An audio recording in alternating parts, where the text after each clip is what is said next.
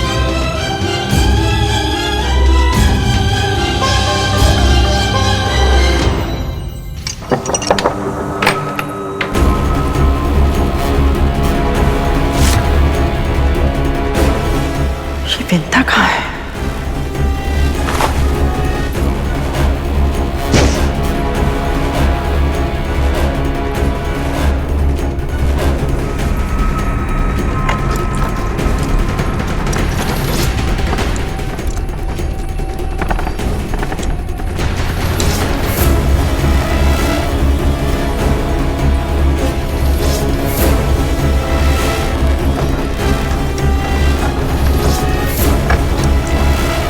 विंता तो यहाँ नहीं है, पर यदि यहाँ नहीं है तो कहाँ है? न जाने इस बार क्या खेल खेल रही है मेरे साथ।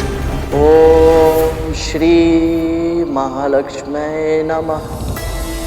ओम श्री महालक्ष्मी नमः।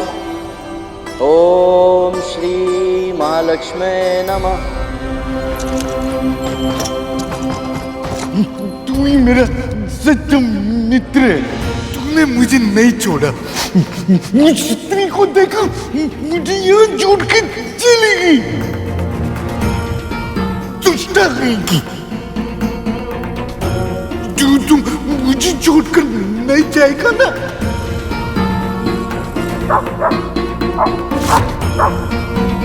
रिश्वान का इस तरह भौंकना,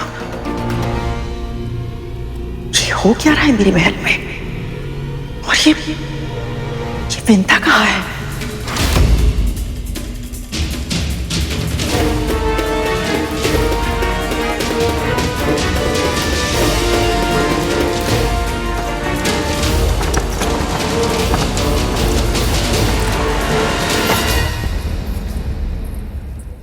चलिए बाबा, भीतर चलिए, आइए।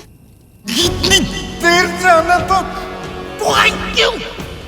तुम्हारी प्रतीक्षा में एक क्षण कैसे बिताया मैंने जानती है? इससे अच्छा तो मुझे मरने के लिए जेल छोड़ देती। शांत हो जाइए बाबा, मुझे क्षमा कर दीजिए। मैं मानती हूँ मुझे देर हो गई, पर अब तो भीतर चलिए। मुख पर जो शब्द हो, आवश्यक नहीं कि मन में भी वही हो। शब्दों से अधिक कर्म में शक्ति होती है। क्षमा चाहिए ना तो कान पकड़ खड़ी हो, फिर बैठ, फिर खड़ी हो, उठक बैठक कर और क्षमा मांग, तब करूंगा क्षमा। चल कर उठक बैठक।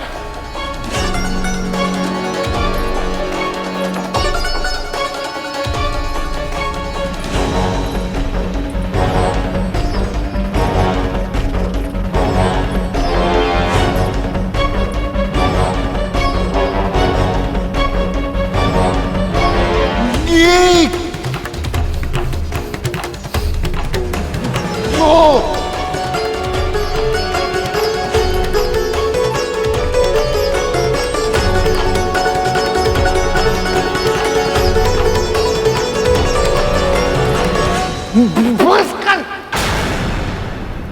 अब क्या कल तक उठक बैठक करेगी? उठा मुझे, चल तू भी चल मेरे साथ, तू मेरा मित्र है, चल।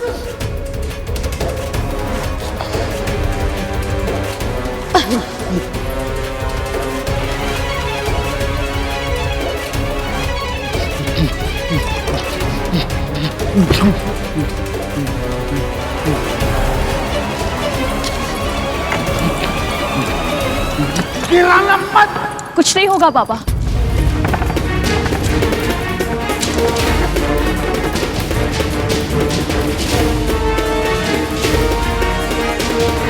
ये दुर्गंध कैसी, कितनी असहाय दुर्गंध है ये, मुझसे सहन नहीं हो रही अब।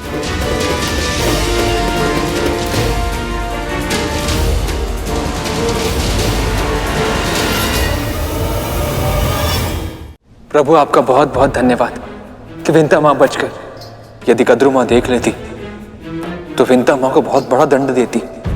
देवी विंता बच गई या और भी बड़ी समस्या में उलझ गई, ये तो समय ही बताएगा शेष। आप सही कह रहे हैं प्रभु। ये वृद्ध बाबा जो भी हैं, इन्हें प्रसन्न करना आसान नहीं होगा।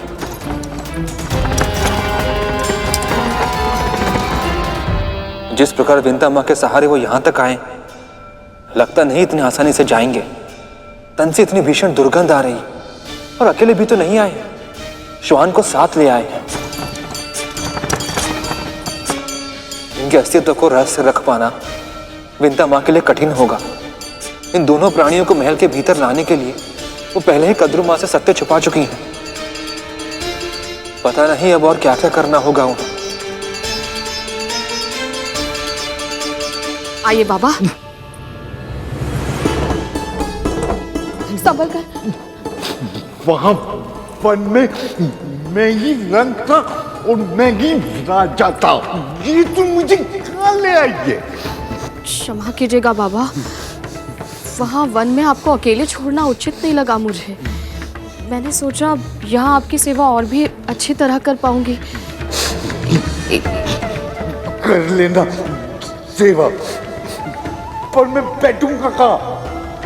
आप आइए यहाँ विराजिए, आइए। मत्ती मारी गई है तेरी के आसन पर मैं कैसे बैठ सकता हूँ? क्षमा कीजिए बाबा, आप वहाँ विराजिए, मैं दूसरा आसन बिछा देती हूँ। हाँ, आइए।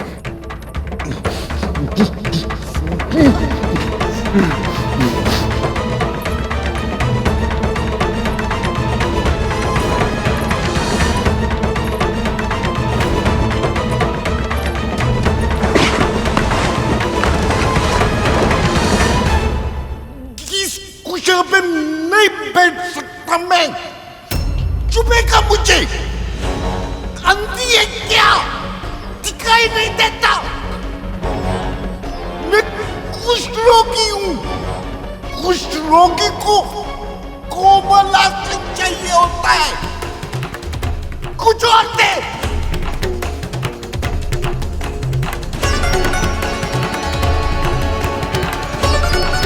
क्षमा कीजिएगा बाबा, कुछ और तो नहीं है।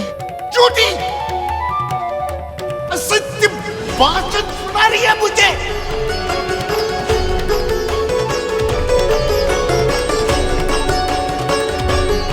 वो क्या है?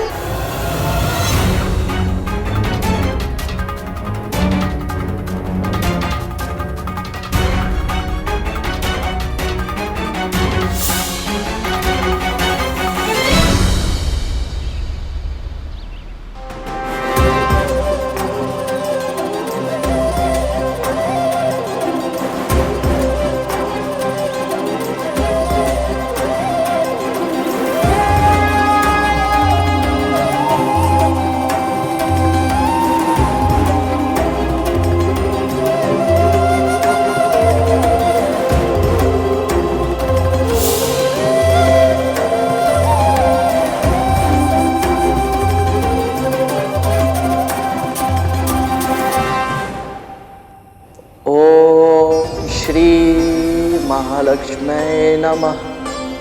ओम श्री महालक्ष्मी नमः।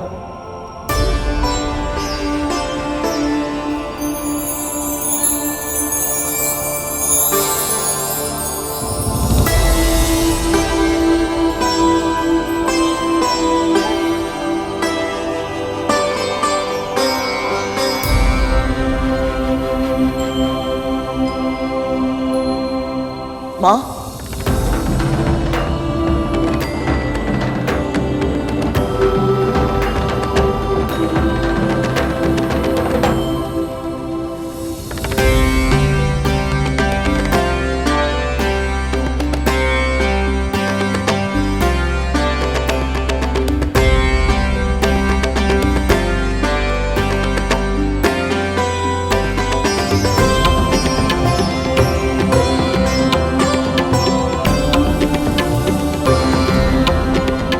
माँ,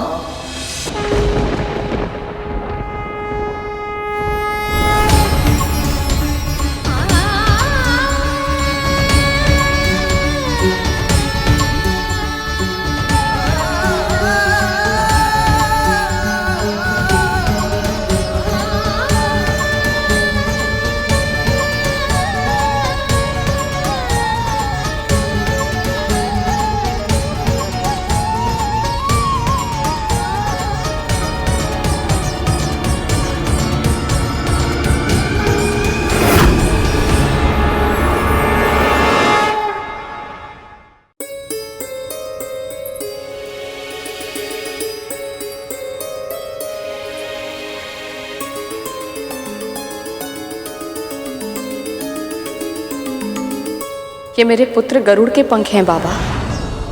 उसके जन्म के बाद से जब जब ये गिरे मैंने संभाल कर रख लिए। ये मुझे अपने पुत्र की स्मृति दिलाते हैं। जब भी वो मुझसे दूर होता है ना, मैं इन्हें स्पर्श करती हूँ, अपने हृदय से लगाती हूँ। इससे मुझे लगता है कि वो मेरे निकट ही है, मुझसे दूर नहीं है वो।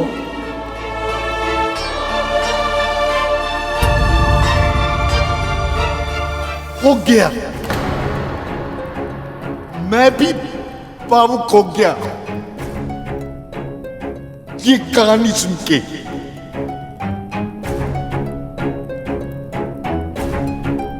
अब इन्हीं पंखों का आसन बना।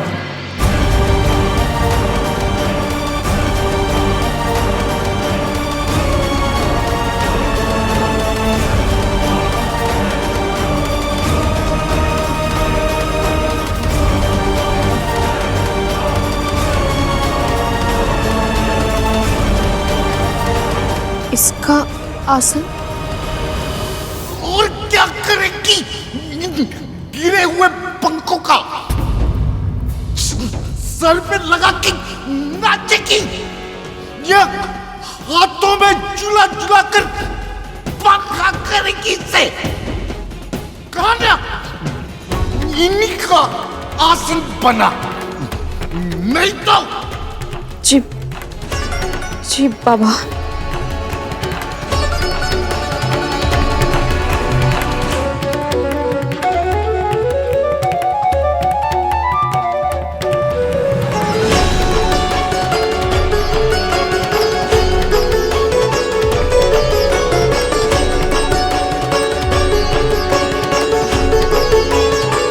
पता नहीं इस समय कहाँ होगा गरुड़ और क्या कर रहा होगा।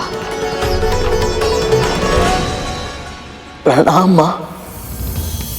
कौन हो तुम और यहाँ कैसे आ गए? महर्षि कश्यप और माँ विंता का पुत्र गरुड़ हूं मैं। प्रभु के दर्शन करने के बाद मैं आपके दर्शन किए बिना रह नहीं पाया।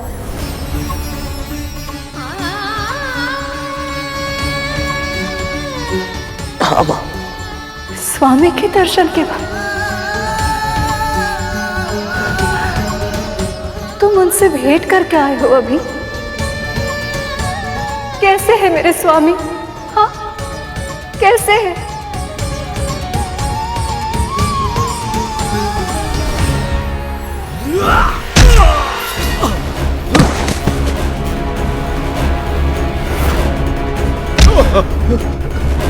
देवराजेंद्र, इस समय नसुरों से जीतना असंभव है।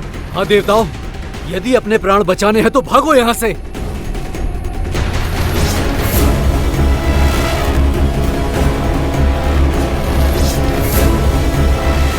नारायण नारायण।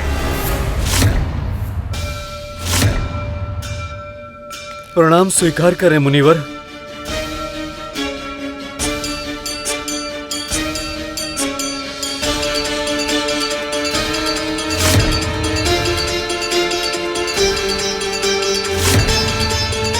सेनापति वज्रांग, जो शांति दूत बनकर आए हैं उनका स्वागत आप इन शस्त्रों के साथ कर रहे हैं। संजीवनी विद्या के रूप में आप सबको अमरता का वरदान प्राप्त है, फिर भय किस बात का?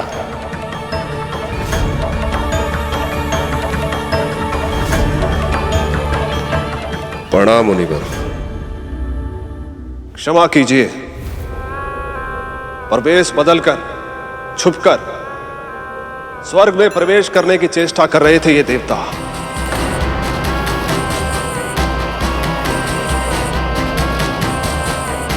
ऐसे में हम इन पर विश्वास कैसे करते हैं?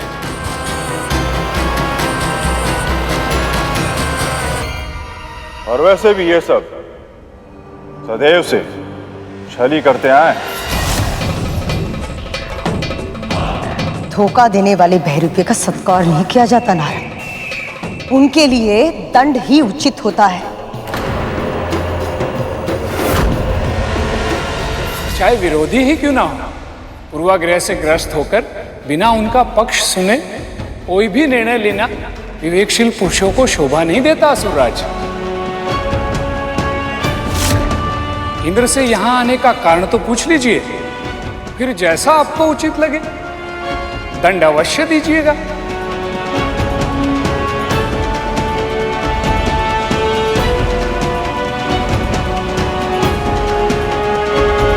मैं आपके सुझाव की उपेक्षा नहीं करूंगा मुनिवर। केवल आपके कारण मैं इन देवताओं को स्वर्ग में फिर से आमंत्रित कर रहा हूं।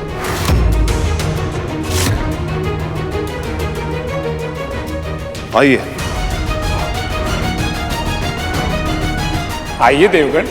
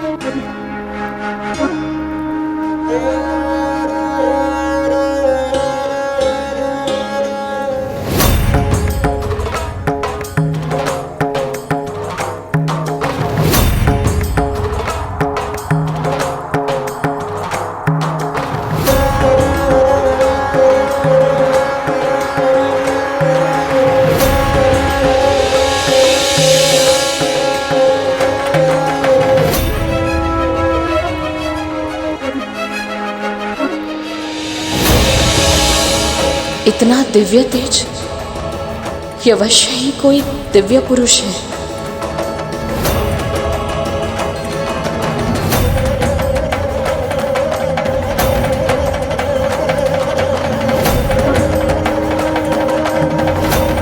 बाबा,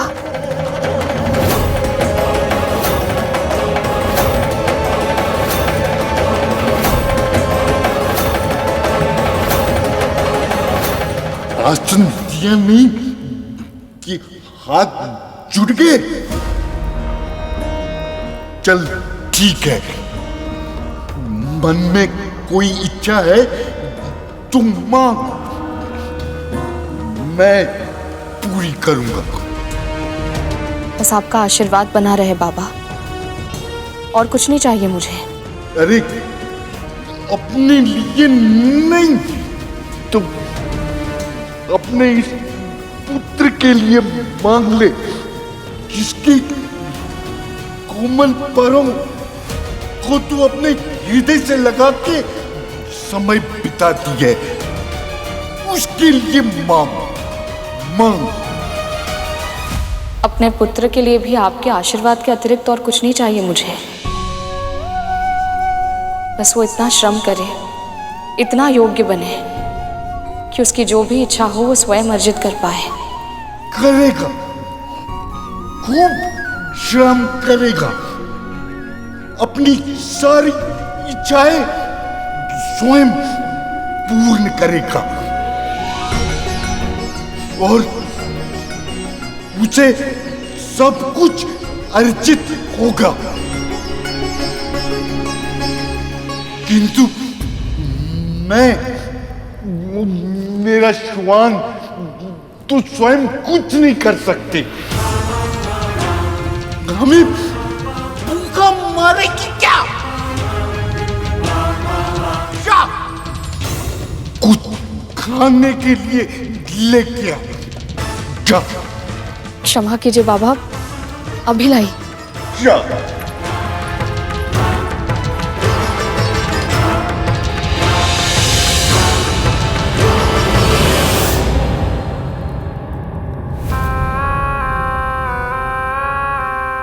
महाराज बलि, हम देवताओं को युद्ध में पराजित करके आप स्वर्गलोक के सिंहासन पर विराजमान तो हो गए, परंतु आपका अधिकार होने से पहले ही यहाँ के सभी रत्न, ऐश्वर्य, कल्प वृक्ष और अप्सराएं सब समुद्र में समा गए थे।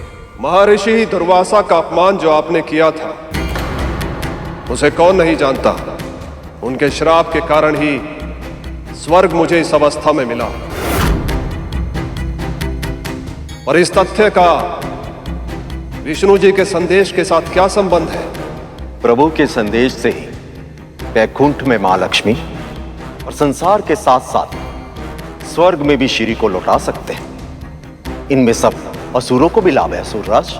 असुरों का लाभ है या नहीं, इसका विचार करने के लिए असुर गुरु शुक्राचार्य है यहाँ पर। आप यहाँ वहां की बातें मत कीजिए, सीधे सीधे बताइए कि क्या संदेश लेकर आए हैं। क्षीर सागर का मंथन।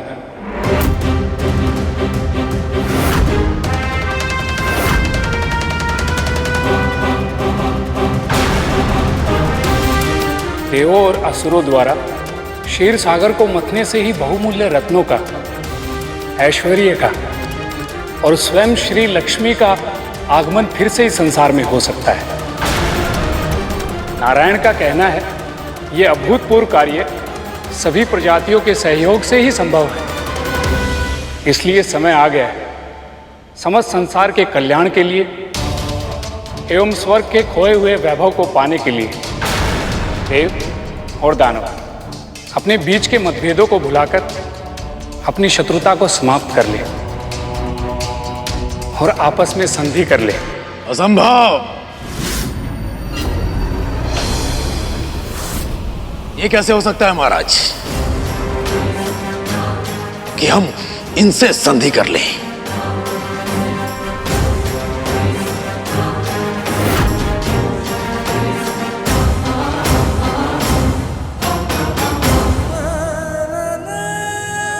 क्या हो गया?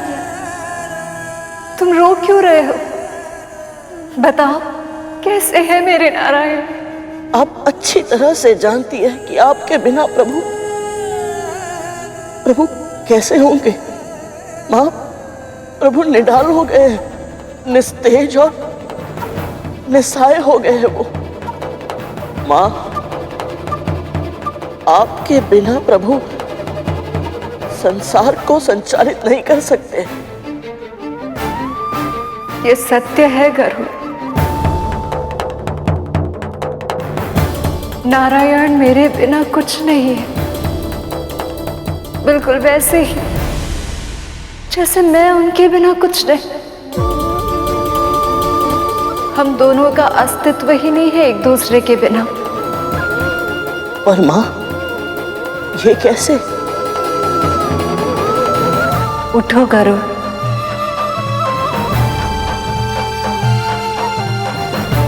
अपना हाथ आगे करो।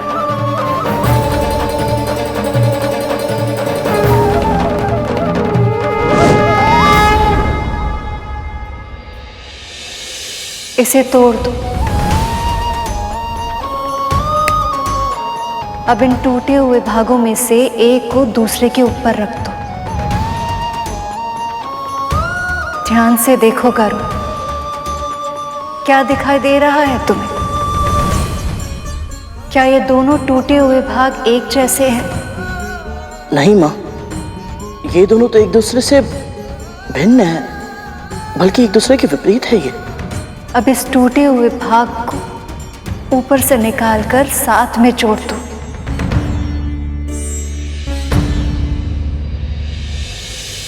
अब देखकर बताओ।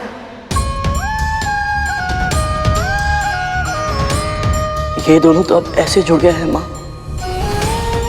जैसे इनके बीच कभी कोई अंतर था ही नहीं।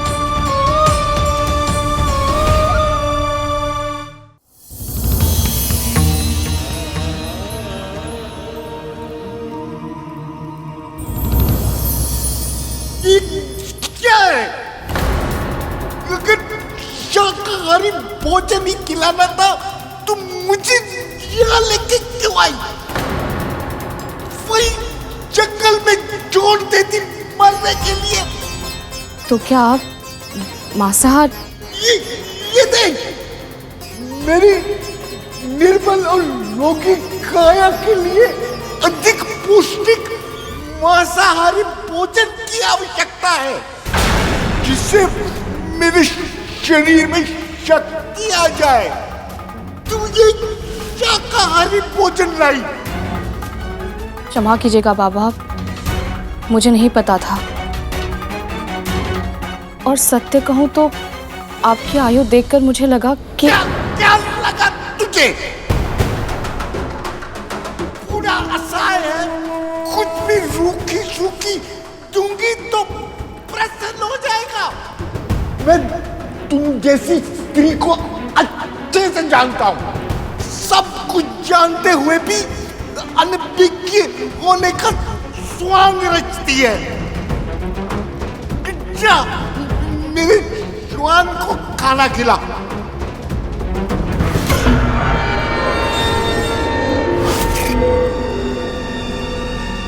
पुरुष का स्वर। गरुड़ तो यहाँ है नहीं, तो फिर विंता की कुटिया से किसी पुरुष का स्वर कैसे आ सकता है? क्या खिला इसे? जी जी बाबा।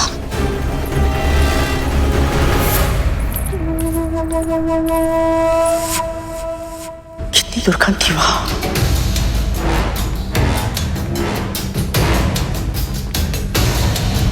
सुनो, तुम दोनों को मेरा एक कार्य करना होगा।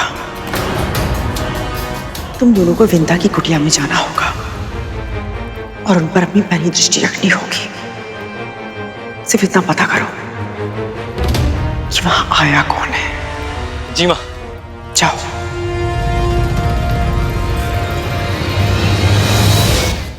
स्त्री और पुरुष सिक्के के दो भाग की तरह होते हैं, एक समान नहीं होते। जो एक की दुर्बलता होती है वो दूसरे की शक्ति होती है, और जब दूसरा दुर्बल होता है तब उसे अपने साथी के बल की आवश्यकता पड़ती है। केवल शारीरिक रूप से नहीं, मानसिक और भावनात्मक रूप से दोनों की शक्तियां और विशेषताएं भिन्न भिन्न होती हैं। जब स्त्री और पुरुष विवाह के पवित्र सूत्र में बंध जाते हैं तब वो दोनों एक दूसरे को पूरा करते हैं। वैसे ही मैं और नारायण एक दूसरे की कमियों को पूरा करते हैं। वो अर्थ है तो मैं भाषा, वो शास्त्र है तो मैं शस्त्र हूं, वो ज्ञान है तो मैं विवेक हूं, वो स्वभाव है तो मैं सूत्र हूं। हम दोनों एक दूसरे के बिना अपूर्ण हैं।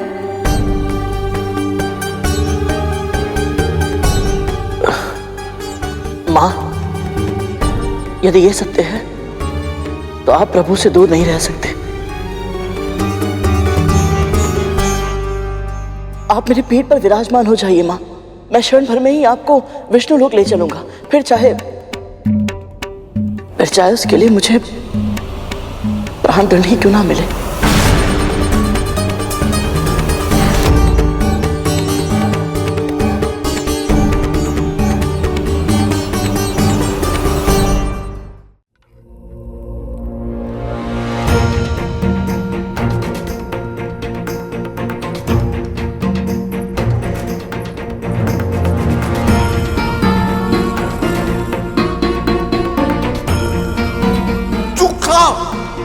तू मेरा मित्र है, खा।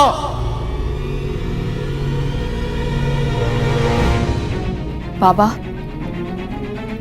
मैं आपके लिए मांसाहार का प्रबंध कर दूंगी, पर अभी कुछ तो खा लीजिए।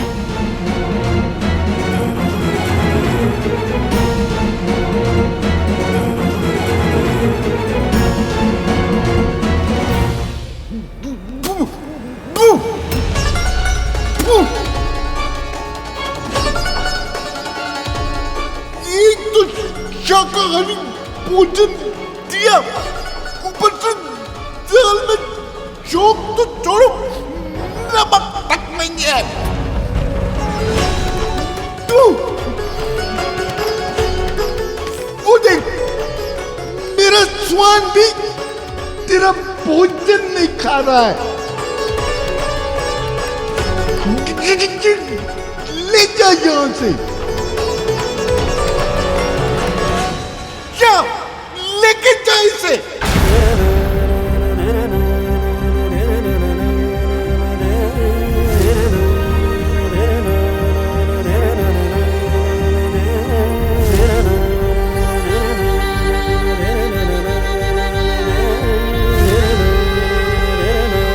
भोजन स्वाधीन बना दिया? इतनी बड़ी भूल कैसे हो गई मुझसे?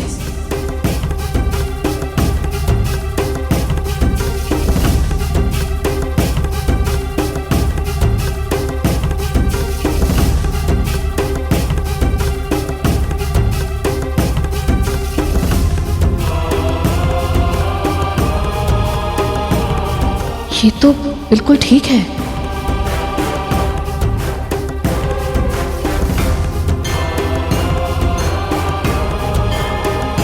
बाबा को मुझसे इतनी घृणा क्यों है? इन्हें प्रसन्न करने के लिए और क्या करूं मैं? विंता माँ की समस्या तो और भी अधिक गंभीर हो गई है प्रभु। अपनी सुध बुध भूल कर वो इन बाबा की कितनी सेवा कर रही हैं, पर ये तो उन्हें प्रताड़ित किए जा रहे हैं और अब इनके कारण कद्रू माँ भी विंता माँ को दंड देगी। मुझे तो ये समझ नहीं आ रहा कि विंता माँ इन्हें सह क्यों रही है। उन्होंने इतनी सहायता की इनकी, पर ये तो कृतज्ञ भी नहीं है। ये कृतज्ञ नहीं, इसका अर्थ ये तो नहीं कि किसी को भी इनकी सहायता नहीं करनी चाहिए। देवी विंता अपने पुत्र को परोपकार के संस्कार दे रही हैं, तो उन संस्कारों के मार्ग पर उन्हें स्वयं भी तो चलना होगा।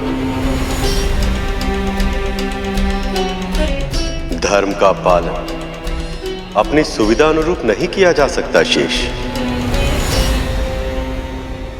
धर्म का नियम सबके लिए समान होता है गरुड़। यदि स्वयं भगवान इन नियमों का पालन नहीं करेंगे तो संसार से उनके पालन की आशा कैसे कर सकते हैं?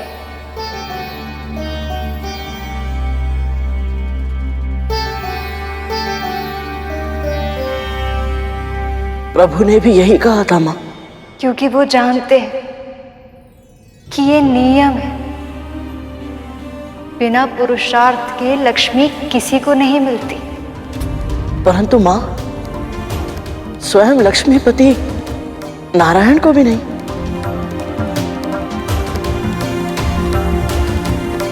सबको लगता है कि मैं नारायण के पांव दबाती हूँ, उनकी सेवा करती हूँ, लेकिन ये कोई नहीं जानता कि मुझे सदैव अपने साथ रखने के लिए वे कितने पुरुषार्थ करते हैं।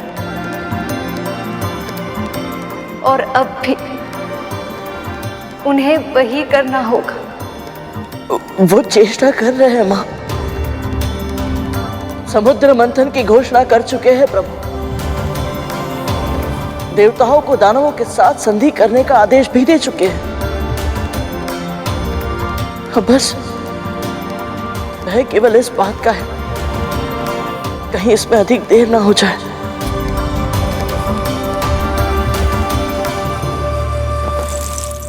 सत्य कह रहे हो तुम दोनों? हाँ माँ, हमने अपनी आंखों से देखा। गरुड़ के पंख से बने आसन पर बैठा था वो। माँ, बुड्ढा है तो बहुत ही दुर्बल और दुर्गंध से एकदम भरपूर, पर विमाता विंता को बहुत यातनाएं दे रहा है। विमाता भी बहुत विचित्र है, सब कुछ चुपचाप सहे जा रही थी।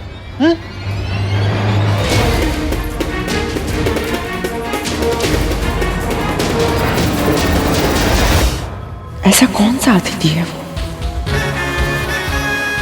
जिसके बारे में विंता ने मुझसे आज्ञा भी नहीं ली और सत्य भी छुपा लिया? क्षीर सागर का मंथन, ये कैसे संभव महर्षि? इतने विशाल सागर को मथने के लिए मथनी कहां से आएगी? और ऐसी रस्सी कहां से मिलेगी जो उस मथनी को बांध सके? इन प्रश्नों के उत्तर तो हमारे पास भी नहीं है। अभी प्रभु विष्णु ने केवल इतना आदेश दिया है कि हम सब यहां मिलकर संधि वार्ता करें। आप सब असुर और हम देवता मिलकर अन्य प्रजातियों को इकट्ठा करें। एक बार हम सब जुड़ जाएं, फिर उसके बाद किसको क्या कार्य करना है ये स्वयं प्रभु बताएंगे। जब हमें यह नहीं पता कि आपकी ये योजना पूरी कैसे होगी, तो हम इसके लिए सहमति कैसे दे दें?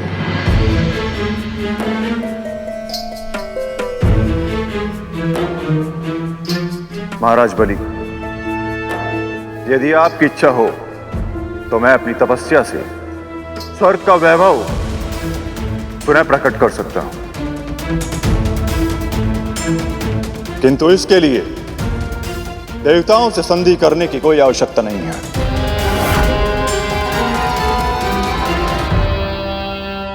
क्षीर सागर बहुत गहरा है गुरुदेव, और हमारे अतिथियों की भाव भंगिमाएं बता रही हैं अब तक जो कहा गया है उससे कहीं अधिक गहरा है इनका यहां आने का उद्देश्य। मुझे क्यों ऐसा लग रहा है कि केवल बहुमूल्य रत्न, ऐश्वर्य, अप्सराएं और श्री लक्ष्मी जी ही सागर से बाहर नहीं आएंगे, कुछ और भी छुपा है समुद्र के गर्भ में। नारायण नारायण, आप सही कह रहे हैं महाराज। समुद्र मंथन से एक ऐसी वस्तु प्रकट होगी जो किसी और उपाय से पाना असंभव है, और वो है अमृत। अमृत, अमृत।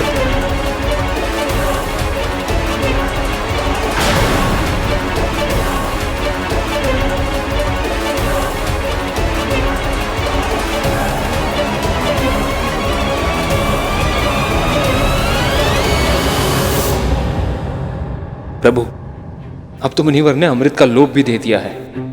अब तो असुरों को मंथन करना ही पड़ेगा। अमृत का लोभ असुरों को संधि करने के लिए उत्साहित तो कर सकता है, पर हो सकता है कि यह पर्याप्त ना हो। वो कैसे प्रभु? यदि एक बार असुरों ने समुद्र मंथन के इस विराट कार्य में भाग लेने का वचन दे दिया, तो इस कार्य में कितनी भी कठिनाइयां क्यों ना आ जाए, वे अपने वचन पर अंत तक दृढ़ रहेंगे। क्योंकि यदि ये मंथन बीच में रुक गया तो प्रलय भी आ सकती है, फिर देवी लक्ष्मी कभी लौटकर वापस नहीं आएंगी, सृष्टि का संतुलन पूरी तरह से बिगड़ जाएगा। और यदि ऐसा हुआ तो सब नष्ट हो जाएगा, सब।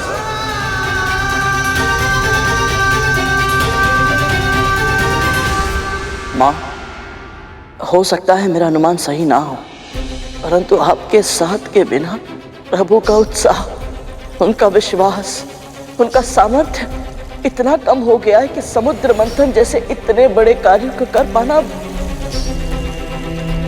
अब जाने संभव हो पाएगा या नहीं।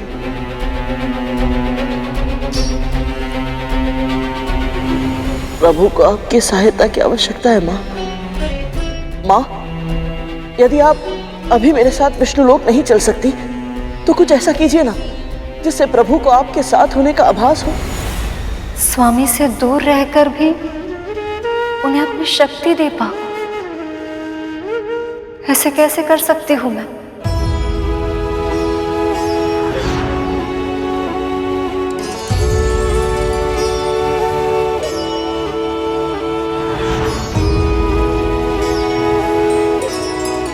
मेरी माँ मेरे तन से गिरे पंखों को सहज कर रखती है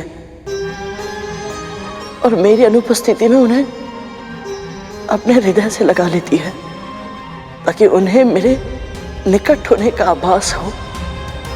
माँ, आपके पास भी कुछ ना कुछ अवश्य ही ऐसा होगा जिसे छूकर प्रभु को आपके निकट होने का अनुभव हो।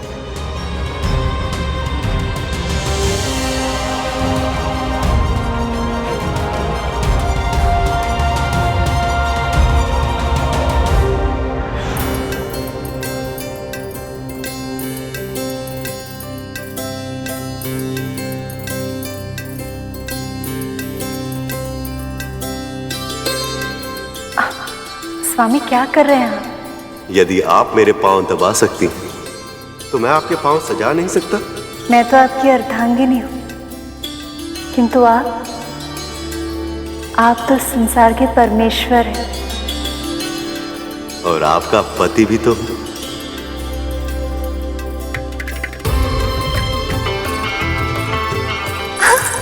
अरे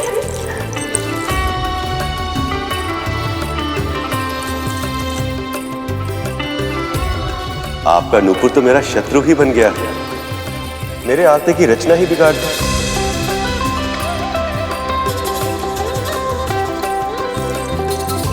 नहीं स्वामी, ये मेरे सुहाग का चिन्ह है।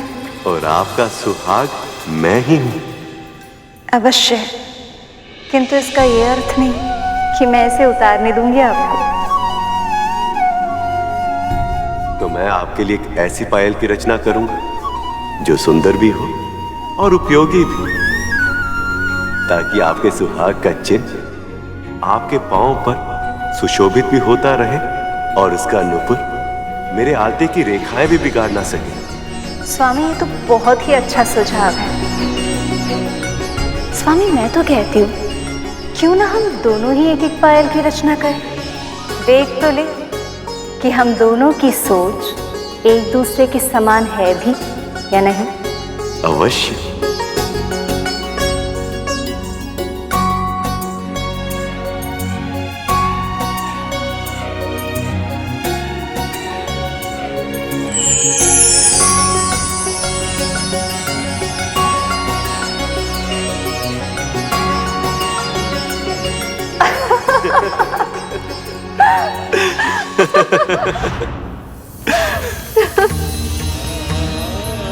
क्या हुआ माँ?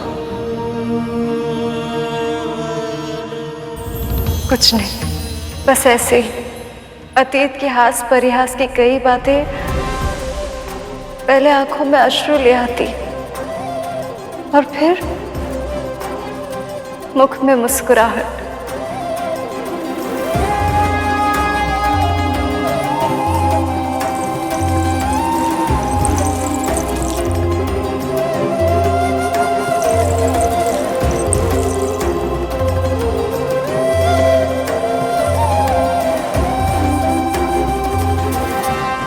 ये लो गरुड़।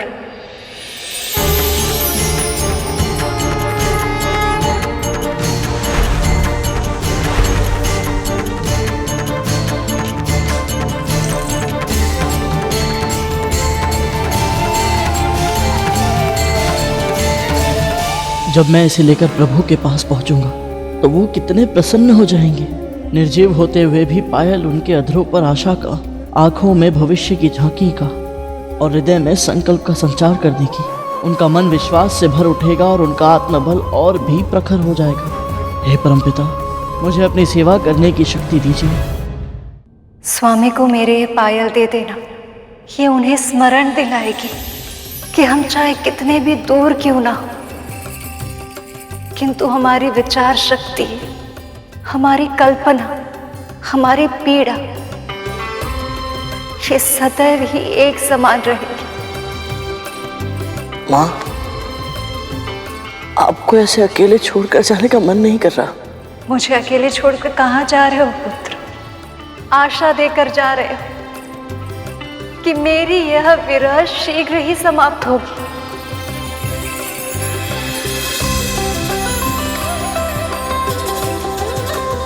आज्ञा दीजिए माँ।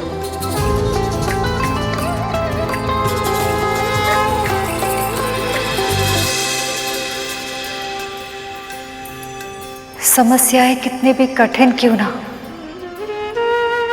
किंतु उसे सुलझाने के लिए पहल करने की तुम्हारी ये हट, तुम्हारी विशेषता है गरुड़। मेरा मन कह रहा है, नारायण की योजनाओं में और भविष्य में होने वाले समुद्र मंथन में तुम्हारा बहुत ही महत्वपूर्ण योगदान रहेगा। इतनी ख्याति अर्जित करोगे कि तुम्हारी मां को तुम पर गर्व होगा।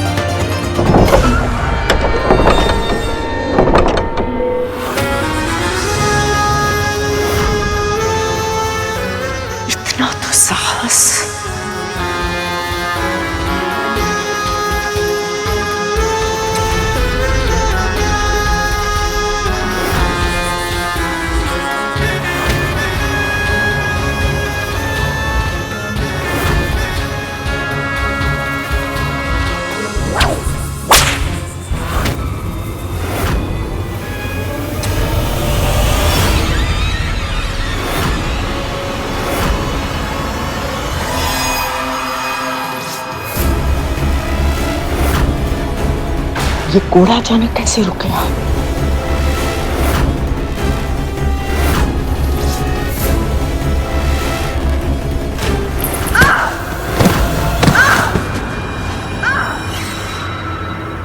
ये ध्वनि कैसी थी?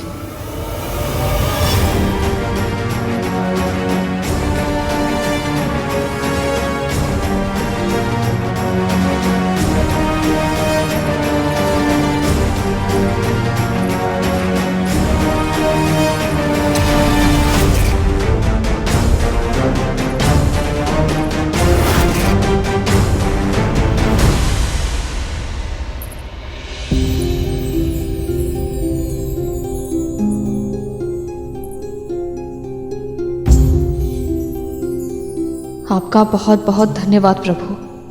मेरी कुटिया इन वृद्ध बाबा के विश्राम का साधन बन पाई। मेरी उत्सुकता को क्षमा कीजिए प्रभु, परंतु मैं समझ नहीं पा रहा हूं ये वृद्ध है कौन और चाहते क्या है। जब वे विंता मां को इतना भला बुरा कहते हैं तो लगता है जैसे कोई असुर है जो उनके जीवन को और भी कठिन बनाने आए हैं। और जब मैं इन्हें कद्रुमा के साथ ऐसा व्यवहार करते हुए देखता हूं तो लगता है जैसे ये कोई समस्या नहीं है, ये तो स्वयं समाधान है। यही तो ऐसे व्यक्तियों की विशेषता होती है शेष। इनके व्यक्तित्व के भीतर झांक पाना आसान नहीं होता। ये वो पारखी होते हैं जो श्रद्धा और धैर्य की असली परीक्षा लेते हैं। धैर्य की परीक्षा तो मेरी भी हो रही है प्रभु। मैं ये सोच सोच के व्याकुल हूं कि देवता और दानव संधि कर पाएंगे भी या नहीं।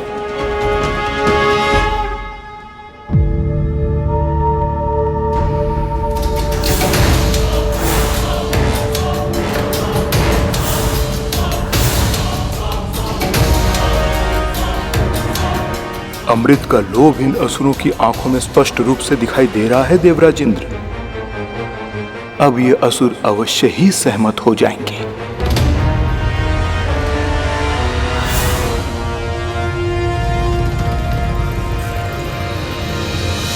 हम इससे सहमत नहीं हैं। हम इससे सहमत नहीं हैं। हम इससे सहमत नहीं हैं।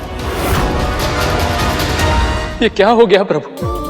यदि असुरों ने देवताओं की सहायता नहीं की तो ये समुद्र मंथन नहीं हो पाएगा। और यदि ये मंथन नहीं हुआ तो क्या महालक्ष्मी और आपके दर्शन एकत्र कभी नहीं हो पाएंगे।